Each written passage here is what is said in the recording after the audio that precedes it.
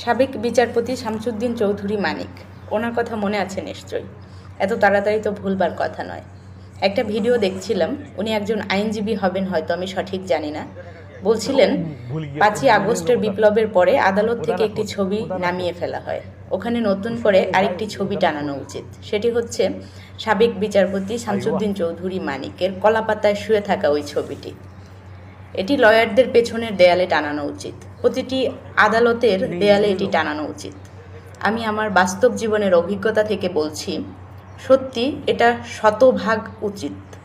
এতে করে বিচারকদের বোধশক্তি জাগ্রত হবে, তাদের ভূমিকা আসলে কি হওয়া উচিত।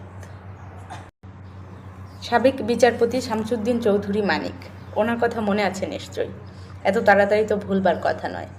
একটা ভিডিও দেখছিলাম, উনি একজন আইনজীবী হবেন হয়তো, আমি সঠিক জানি না।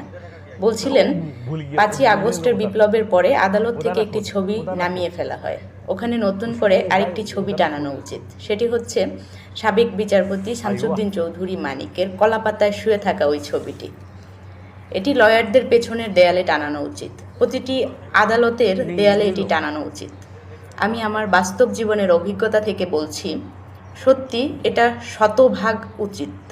এতে করে বিচারকদের বোধশক্তি জাগ্রত হবে, তাদের ভূমিকা আসলে কি হওয়া উচিত।